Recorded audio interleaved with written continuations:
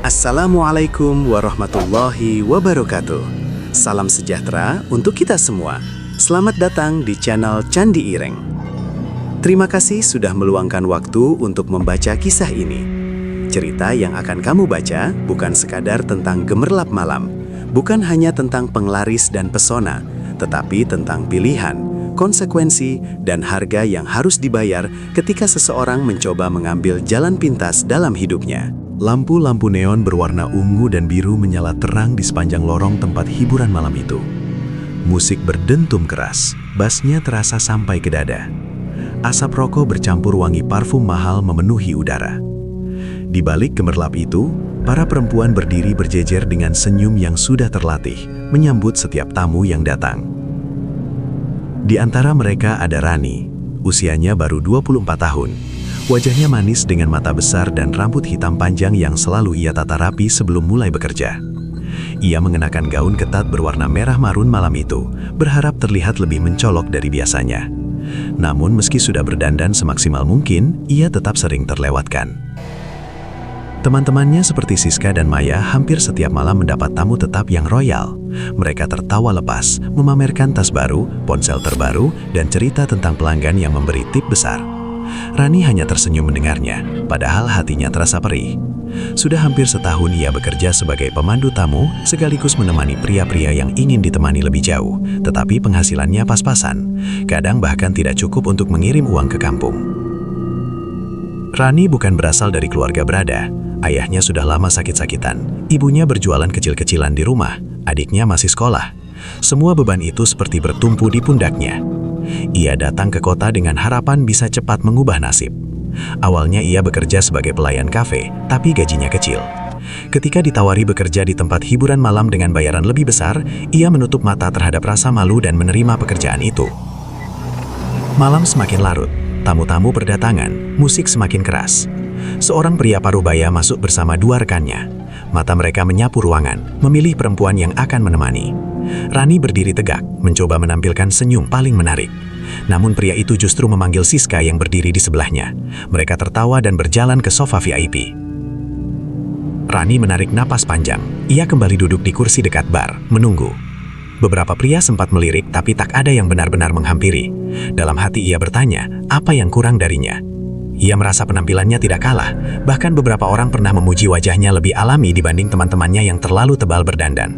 Tapi entah kenapa ia jarang jadi pilihan utama. Menjelang tengah malam, akhirnya seorang tamu muda menghampirinya. Pria itu terlihat mabuk dan lebih banyak diam.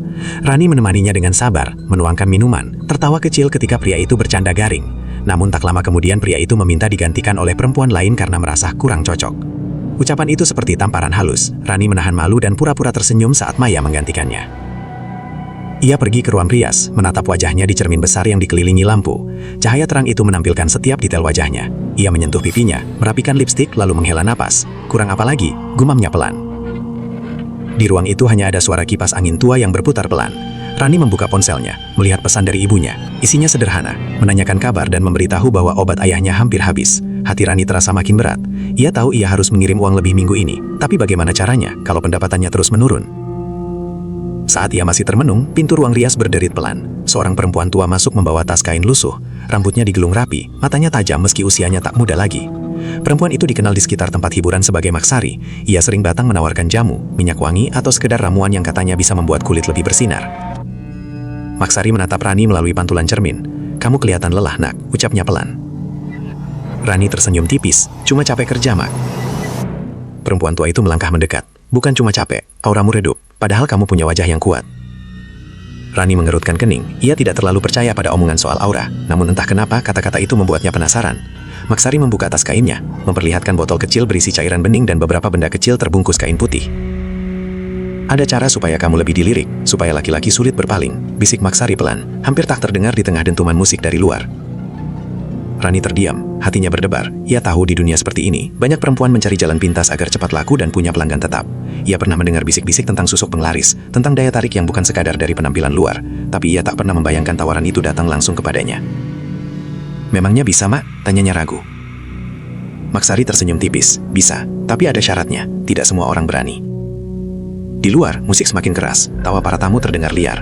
Rani memandang pantulan dirinya di cermin sekali lagi. Ia melihat seorang perempuan muda yang lelah, terdesak kebutuhan, dan mulai kehilangan harapan.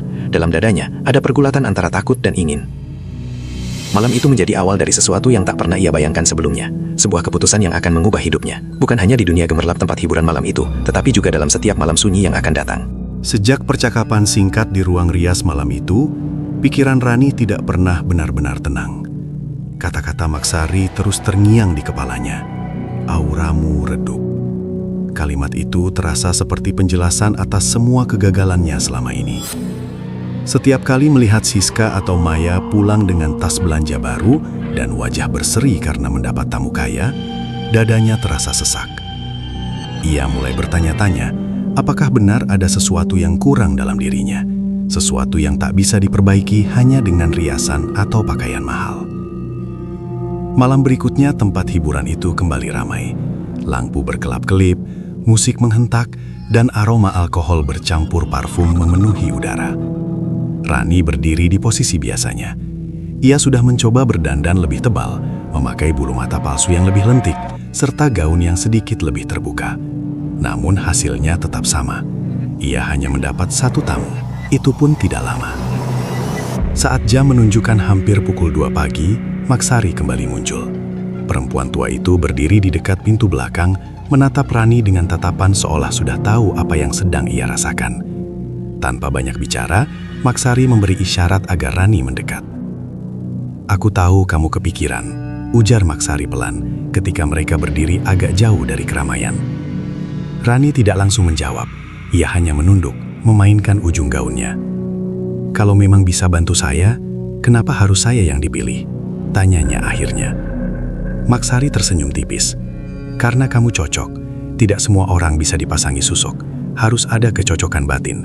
Dan kamu sedang sangat butuh." Kata-kata terakhir itu seperti menembus pertahanan Rani. Ia memang butuh. Uang untuk obat ayahnya makin menipis, tagihan kos menumpuk, bahkan pemilik kos sudah memberi peringatan agar ia tidak terlambat membayar lagi. Semua tekanan itu membuatnya merasa seperti berada di sudut ruangan tanpa jalan keluar. "Apa yang harus saya lakukan?" Suara Rani terdengar lebih pelan dari biasanya. Maksari memandangnya lekat-lekat. "Datang ke rumahku besok malam. Jangan bilang siapapun. Datang sendiri, kalau kamu sudah yakin." Sepanjang hari berikutnya, Rani gelisah. Ia hampir membatalkan niatnya berkali-kali. Ia ingat pesan ibunya tentang selalu berdoa dan tidak melakukan hal yang aneh-aneh di kota. Tapi setiap kali ia membuka dompetnya dan melihat isinya yang semakin tipis, tekadnya kembali menguat. Malam itu, setelah selesai bekerja lebih awal karena sepi, Rani tidak langsung pulang ke kos. Ia berjalan menuju gang sempit di belakang pasar lama, tempat Maksari tinggal. Lampu jalan redup, beberapa toko sudah tutup. Suasana terasa berbeda, lebih sunyi dibanding hiruk-pikuk tempat kerjanya. Rumah Maksari kecil dan tampak tua. Dindingnya kusam, catnya mengelupas. Pintu kayunya sedikit terbuka seolah sudah menunggu kedatangannya. Rani menarik napas panjang sebelum mengetuk pelan. "Masuk saja," terdengar suara Maksari dari dalam. Rani melangkah masuk. Bau dupa dan bunga menyengat hidungnya. Di ruang tengah terdapat meja kecil dengan kain hitam dan beberapa lilin menyala. Di sudut ruangan tergantung kain putih tipis yang bergerak pelan terkena angin dari jendela. Suasana itu membuat bulu kuduk Rani berdiri. "Kamu yakin?" tanya Maksari sekali lagi. Rani menelan ludah. "Saya yakin." Maksari mengeluarkan bungkusan kain putih dari dalam lemari kayu tua. Ia membukanya perlahan, memperlihatkan benda kecil seperti serpihan lubang berwarna keemasan, sangat halus dan tipis. "Ini bukan sekadar logam, ini sudah diisi," ujar Maksari pelan. "Kalau sudah masuk, pesonamu akan berbeda. Orang akan melihatmu dengan cara yang tidak biasa." Rani duduk bersila sesuai arahan.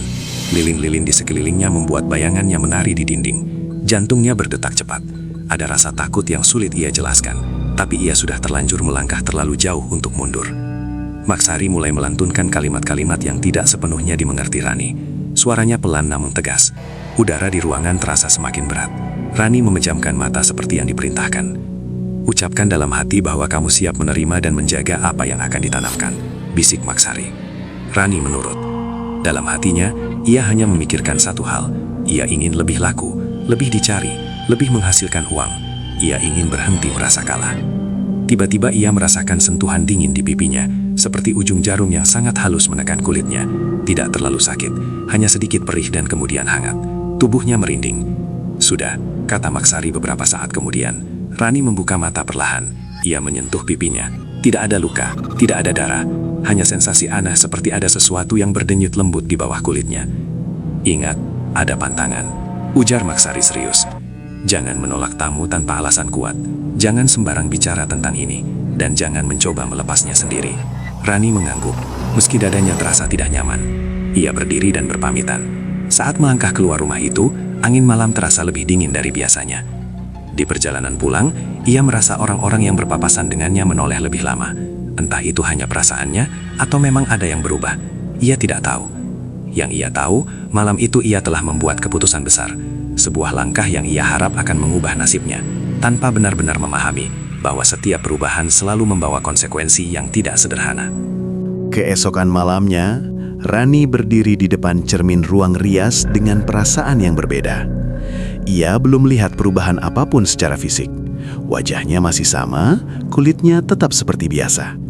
Namun jauh di dalam dirinya ada sensasi hangat yang sulit dijelaskan. Seperti aliran kecil yang berdenyut pelan di pipinya, tepat di tempat Maksari menyentuhnya semalam. Ia mencoba mengabaikan rasa itu dan mulai berdandan seperti biasa. Bedak, lipstik, parfum. Tapi entah kenapa, malam itu ia merasa lebih percaya diri. Tatapannya di cermin tampak lebih tajam, senyumnya lebih mantap. Saat ia melangkah keluar ke lantai utama, suasana sudah ramai. Musik menghentak keras, lampu warna-warni berputar di langit-langit. Rani berdiri di barisan depan bersama teman-temannya. Siska meliriknya sekilas. "Kamu kelihatan beda ya malam ini," kata Siska sambil merapikan rambutnya. "Beda gimana?" tanya Rani pura-pura santai. "Entahlah, lebih bersinar," jawab Siska sambil tertawa kecil. Rani hanya tersenyum. Jantungnya berdebar. Apakah ini mulai bekerja? Tak lama kemudian, 3 pria muda masuk dengan gaya percaya diri. Biasanya mereka langsung menghampiri Maya atau Siska. Namun malam itu, salah satu dari mereka justru menatap Rani tanpa berkedip. Tatapannya intens, seolah ruangan penuh itu hanya berisi mereka berdua. "Kamu?" kata pria itu sambil menunjuk Rani. "Temani saya malam ini." Rani terdiam sepersekian detik sebelum tersenyum dan melangkah mendekat. Di sudut matanya, ia melihat Siska yang tampak sedikit heran. Sepanjang malam, pria itu tidak melepaskan pandangannya dari Rani. Ia terus memuji kecantikannya, menyebut Rani berbeda dari perempuan lain di tempat itu. Bahkan 2 temannya ikut memandang Rani dengan cara yang membuatnya sedikit tidak nyaman, seolah ia memiliki daya tarik yang sulit dijelaskan. Tip yang ia dapat malam itu jauh lebih besar dari biasanya. Saat menghitung uangnya di ruang rias setelah tamu itu pulang, tangannya sedikit gemetar. Ini baru 1 malam. Bagaimana jika setiap malam seperti ini? Namun kebahagiaan itu diselipi rasa aneh. Saat ia menatap cermin, ia merasa pantulan dirinya tersenyum sedikit lebih lama dibanding gerak wajah aslinya.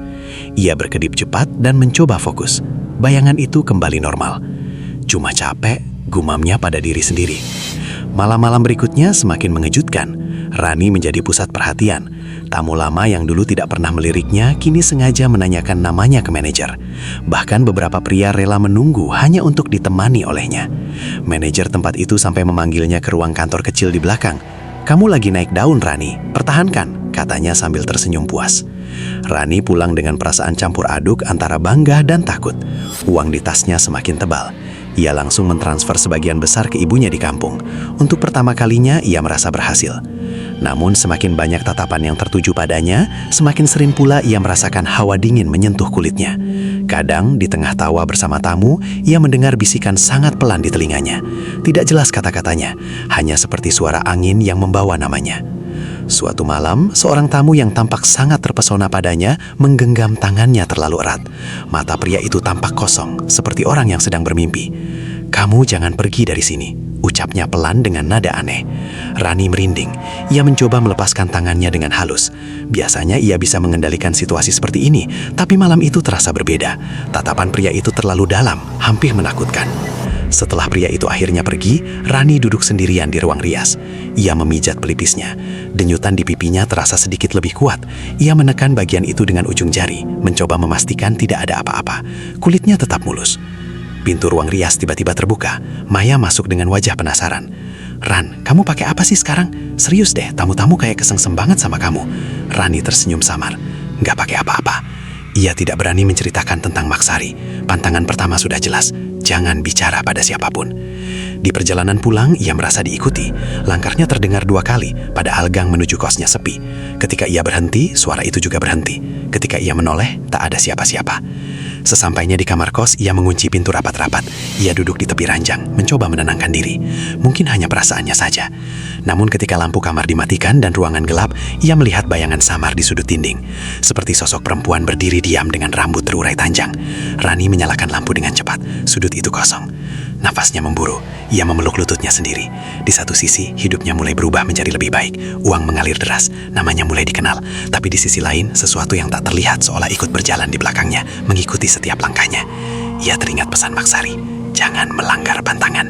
Rani menelan ludah. Ia belum melanggar apapun, belum. Tapi di dalam hatinya, untuk pertama kalinya, muncul pertanyaan kecil yang menakutkan. Jika daya tarik ini terus bertambah, apakah ia masih benar-benar mengendalikan dirinya sendiri? Atau ada kekuatan lain yang berlahan mengambil alih? Perubahan dalam hidup Rani semakin terasa jelas. Setiap malam sebelum berangkat kerja, ia kini berdiri lebih lama di depan cermin. Bukan untuk memastikan riasannya sempurna, tetapi untuk memastikan dirinya masih terlihat seperti dirinya sendiri. Kadang ia menatap matanya sendiri dalam-dalam, mencoba mencari sesuatu yang berbeda. Ada kilau baru di sana, kilau yang membuatnya tampak lebih memikat, tetapi juga lebih asing. Tempat hiburan malam itu semakin ramai akhir-akhir ini. Banyak tamu baru berdatangan, dan hampir semuanya tanpa alasan yang jelas selalu berhenti lebih lama saat pandangan mereka bertemu dengan Rani. Ia tidak perlu lagi berdiri paling depan. Bahkan saat duduk di sudut sekalipun, selalu ada yang menghampiri. Siska mulai menunjukkan rasa tidak senang. "Kamu pakai dukun ya?" Candanya suatu malam, tetapi nadanya terdengar setengah serius. Rani hanya tertawa kecil. Kebetulan aja mungkin. Namun dalam hatinya, ia tahu ini bukan kebetulan. Ada sesuatu yang bekerja, sesuatu yang tidak kasat mata. Malam itu, seorang pria berpenampilan rapi datang sendirian. Ia tampak lebih dewasa, mungkin sekitar 40 tahun. Tatapannya tajam namun tenang. Saat memasuki ruangan, matanya langsung berhenti pada Rani. Tidak seperti tamu lain yang memandang dengan nafsu terang-terangan, pria ini menatap dengan cara yang dalam, seperti sedang menilai sesuatu yang lebih dari sekadar penampilan. "Kamu ikut saya," ucapnya pelan ketika Rani mendekat. Sepanjang malam, pria itu hampir tidak menyentuh minumannya. Ia lebih banyak memperhatikan Rani, seolah mencoba membaca pikirannya. "Kamu punya aura aneh," katanya tiba-tiba. Rani terdiam, jantungnya berdetak lebih cepat. "Aneh gimana, Mas?" tanyanya hati-hati. "Menarik, tapi dingin," jawab pria itu singkat. Ucapan itu membuat bulu kuduk Rani berdiri. Ia tersenyum untuk menutupi rasa gugupnya. Namun di dalam dirinya, denyutan kecil di pipinya terasa lebih kuat dari biasanya, seperti ada reaksi atas kalimat tadi.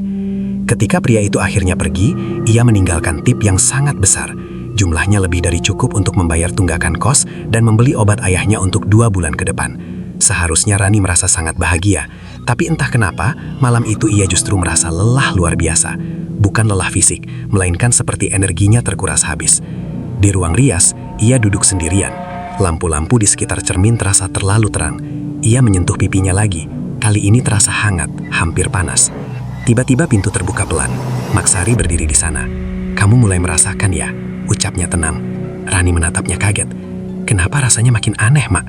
Saya dapat banyak tamu, tapi badan saya rasanya capek banget." Maksari melangkah masuk dan menutupi pintu. Setiap daya ada alirannya. Kamu menarik perhatian, tapi juga menarik sesuatu yang lain.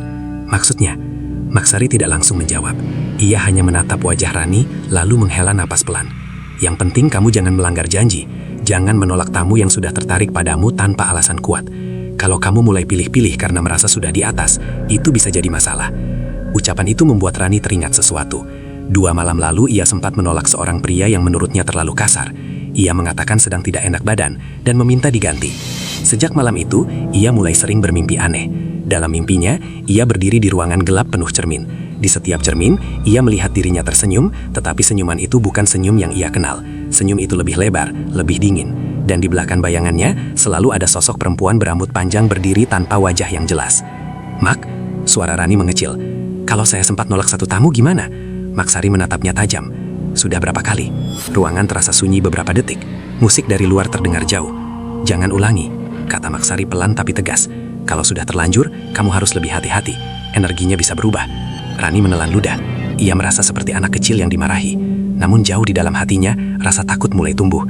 Ia tidak pernah membayangkan bahwa sesuatu yang awalnya terlihat seperti solusi cepat, kini terasa seperti ikatan yang menjeratnya pelan-pelan. Malam itu, ketika ia pulang ke kos, hujan turun deras. Jalanan basah dan sepi.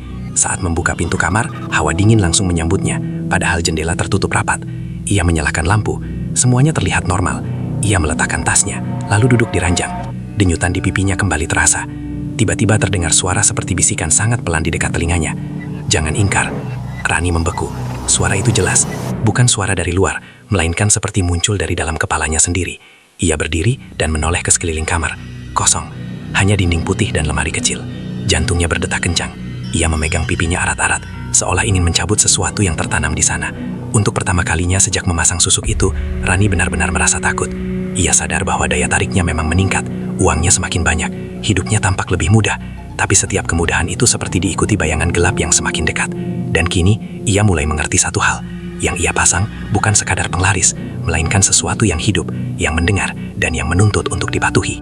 Sejak malam ketika bisikan itu terdengar jelas di telinganya, Rani tidak pernah benar-benar merasa tenang.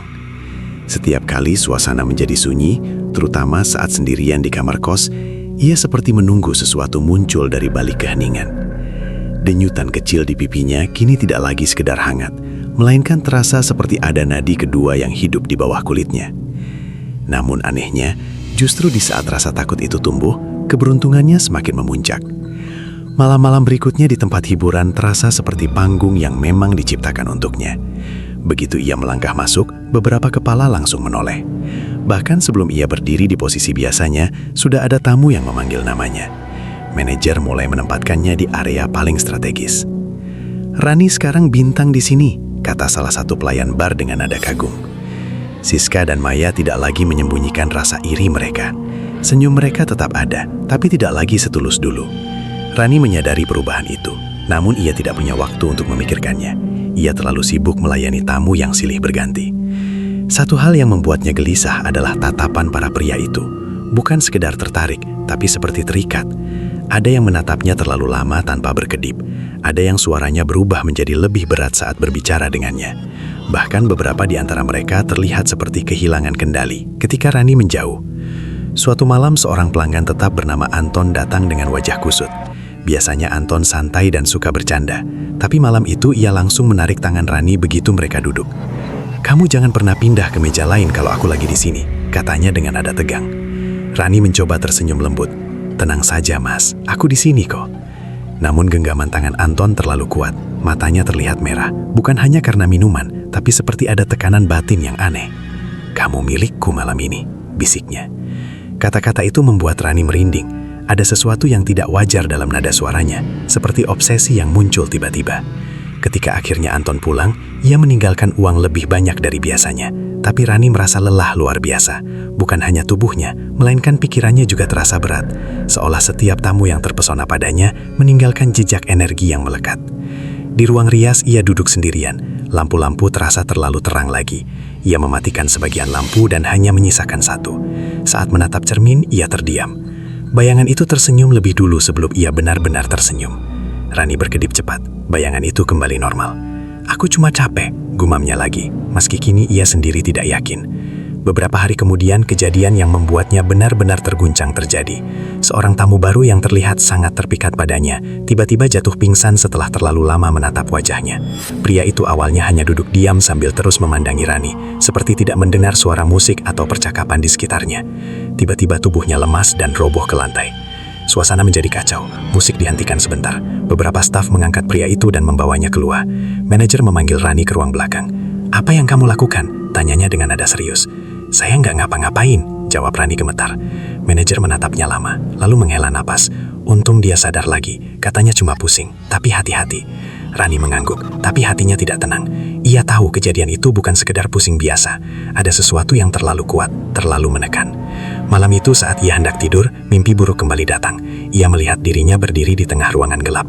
Di sekelilingnya ada banyak pria yang berdiri mematung, menatapnya tanpa ekspresi.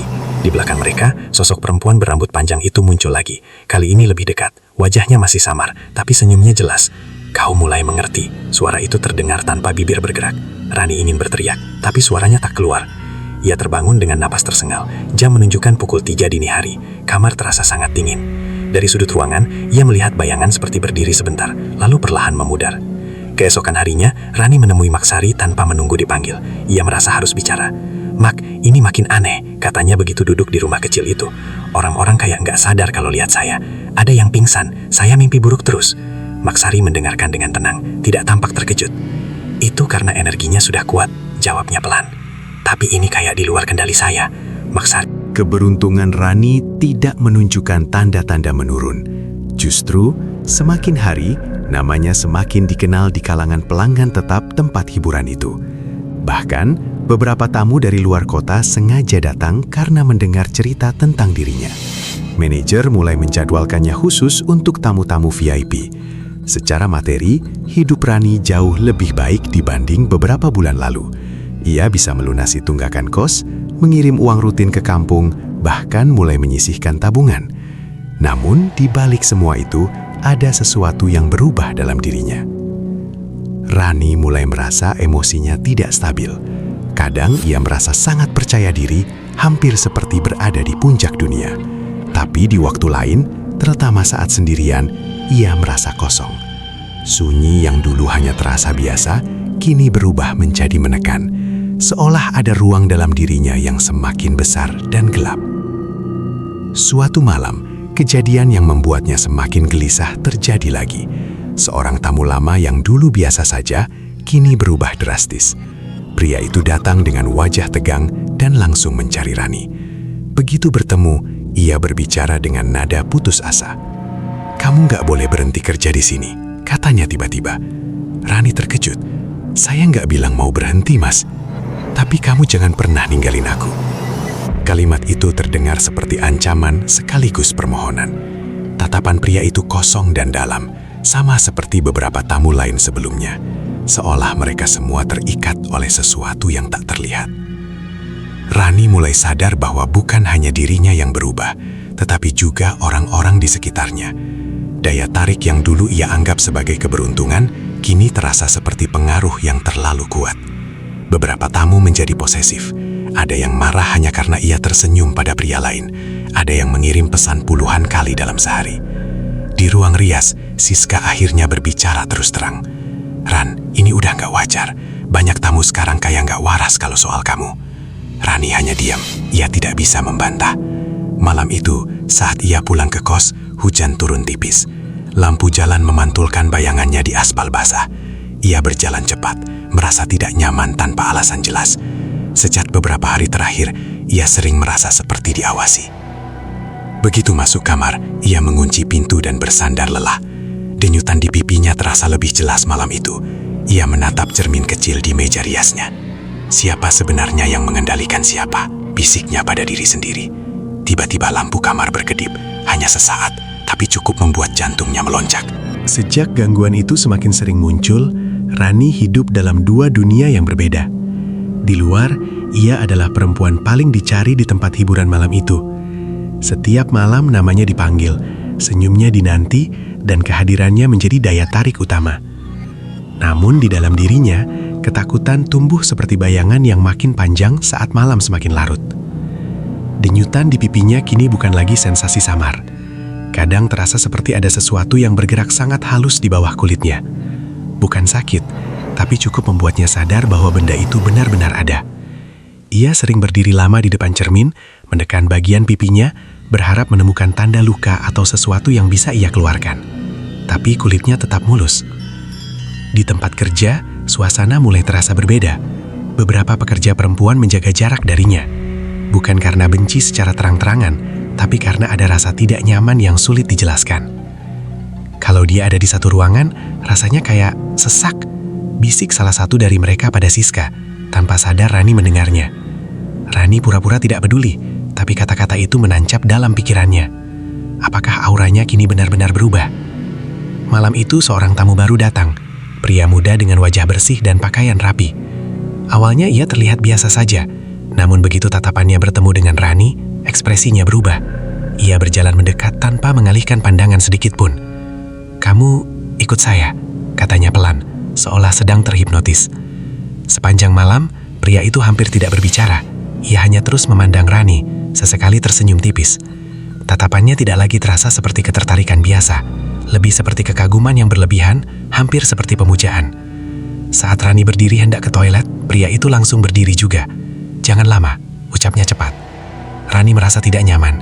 Ia mulai merasakan bahwa daya tarik yang ia miliki kini berubah menjadi sesuatu yang mengikat orang dengan cara yang tidak sehat. Ketika malam hampir berakhir, pria itu tiba-tiba memegang tangannya erat. "Kalau kamu berhenti kerja di sini, bilang sama saya. Saya akan cari kamu." Nada suaranya datar tapi penuh tekanan. Rani hanya mengangguk pelan agar situasi tidak memanas. Setelah pria itu pergi, Rani merasa lemas. Ia duduk di ruang rias, memijat pelipisnya. Lampu di atas cermin berkedip sebentar. Suasana ruangan mendadak terasa dingin. Di pantulan cermin, ia melihat sesuatu yang membuat nafasnya tercekat. Sosok perempuan berambut panjang itu berdiri tepat di belakangnya. Kali ini wajahnya lebih jelas. Kulitnya pucat keabu-abuan, matanya kosong namun tajam, bibirnya melengkung tipis. Rambut panjangnya menutupi sebagian wajah, tapi cukup untuk memperlihatkan senyum yang tidak manusiawi. Rani ingin menoleh, tapi tubuhnya terasa kaku. Dalam pantulan itu, sosok tersebut perlahan mendekat, seolah menyatu dengan bayangannya sendiri. "Kau menikmati ini," suara itu terdengar jelas di kepalanya. Air mata Rani menetes tanpa ia sadari. "Tidak," bisiknya pelan. Dalam satu kedipan, sosok itu menghilang. Rani langsung berdiri dan menoleh ke belakang. Ruangan kosong, hanya kursi-kursi rias dan tas-tas kosmetik yang tergeletak. Sejak malam itu, gangguan tidak hanya muncul saat ia sendirian. Hari-hari Rani semakin terasa berat, meskipun secara materi hidupnya berada di puncak. Tabungannya bertambah, kiriman untuk keluarganya lancar. Bahkan ia sempat berpikir untuk pindah ke kos yang lebih bagus. Namun setiap kali ia hendak merasa bahagia, bayangan perempuan berambut panjang itu muncul kembali dalam pikirannya. Di tempat hiburan malam, namanya kini benar-benar menjadi daya tarik utama. Tamu-tamu VIP sering memesan jauh-jauh hari hanya untuk ditemani olehnya. Manajer menaikkan tarifnya tanpa banyak protes dari pelanggan. Rani seharusnya bangga, tetapi yang ia rasakan justru tekanan. Semakin banyak pria yang terobsesi padanya, semakin jelas ia melihat perubahan di mata mereka. Tatapan yang awalnya penuh ketertarikan, kini berubah menjadi kepemilikan. Beberapa dari mereka mulai bertengkar hanya karena merasa didahului orang lain untuk duduk bersamanya. Suatu malam, dua tamu hampir saling pukul di ruang VIP. Keduanya bersikeras bahwa mereka sudah memesan Rani lebih dulu. Situasi memanas hingga keamanan turun tangan. Musik sempat dihentikan. Semua mata tertuju pada Rani. Ia berdiri kaku, merasa seperti pusat badai yang tak bisa ia kendalikan. Setelah kejadian itu, manajer memanggilnya lagi. "Ini mulai berbahaya, kamu bikin mereka kehilangan akal." Rani hanya bisa menunduk.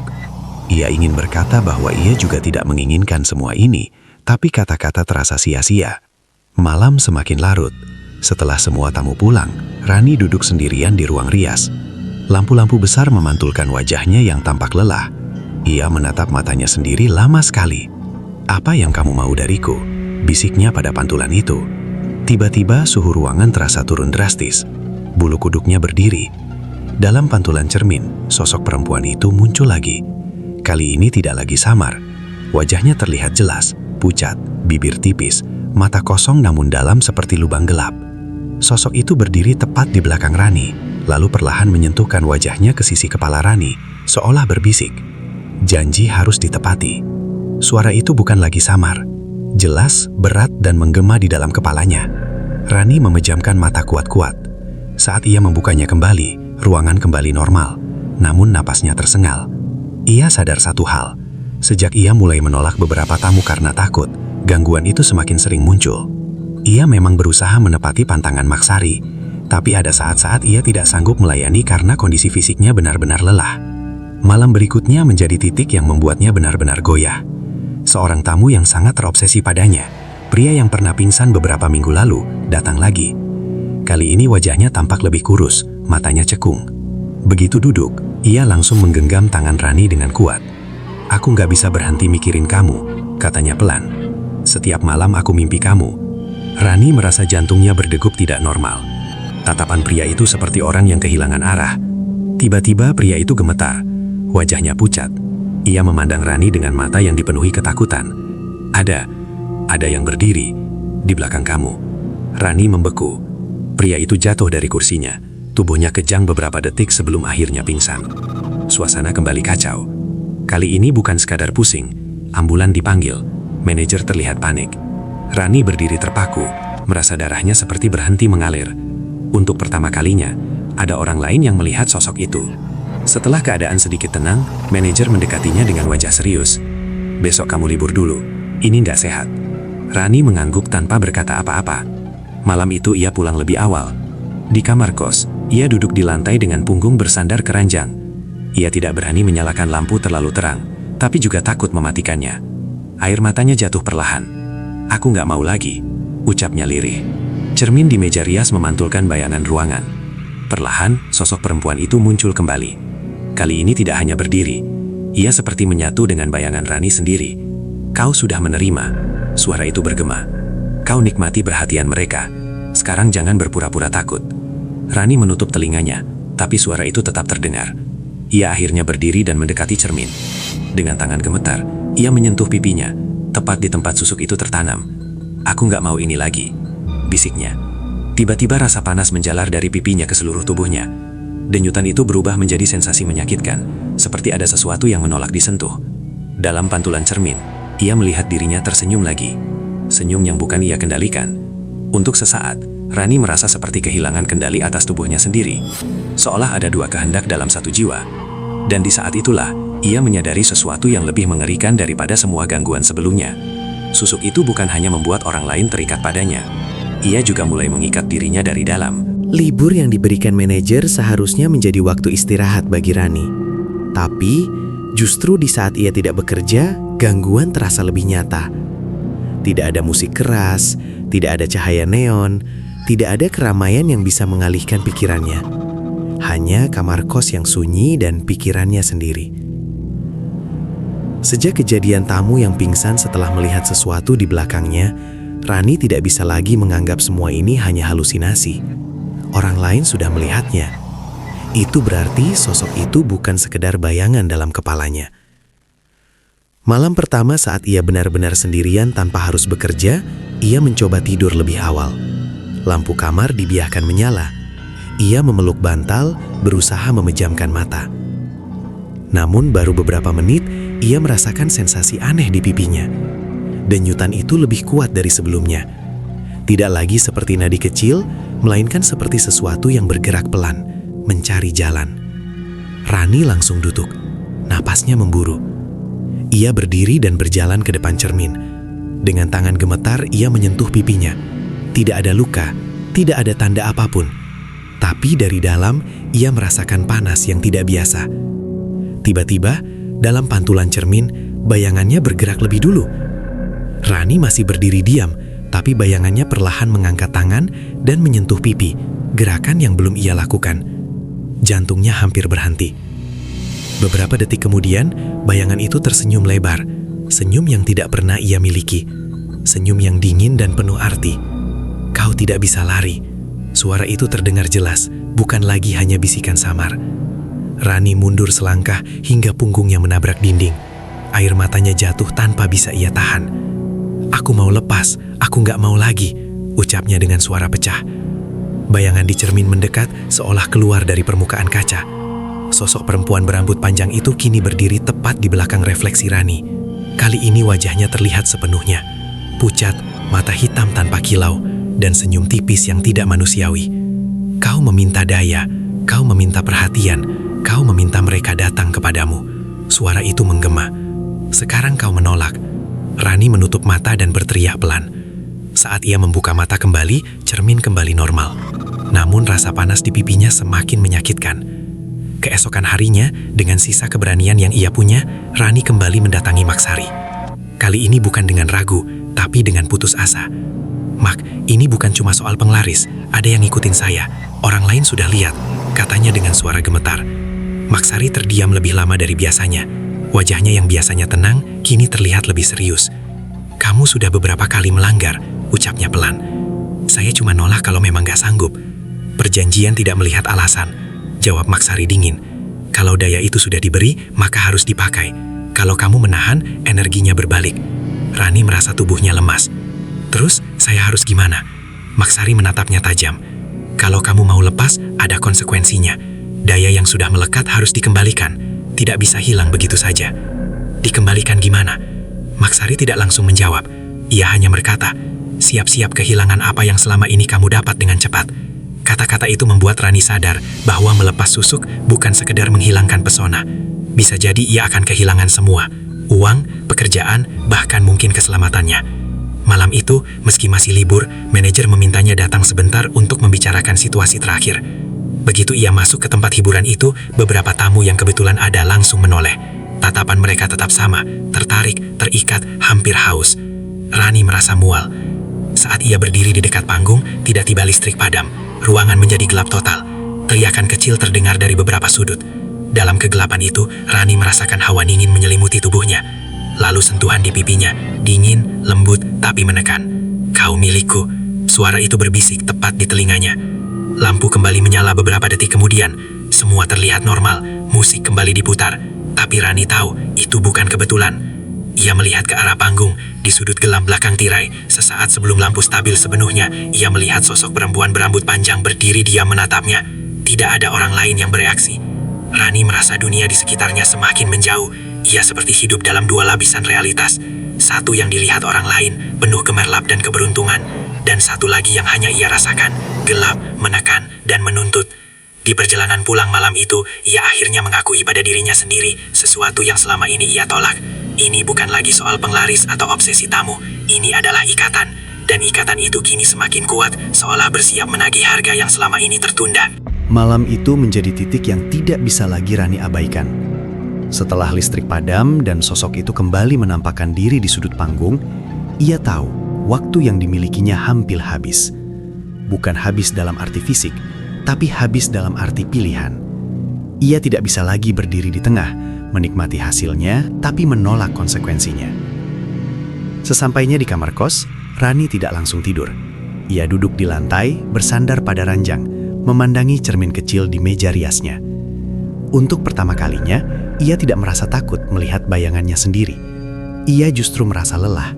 Lelah berlari dari sesuatu yang jelas-jelas menempel padanya.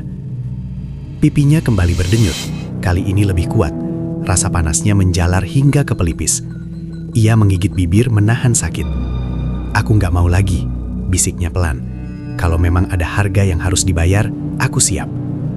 Udara kamar mendadak terasa berat, lampu berkedip pelan.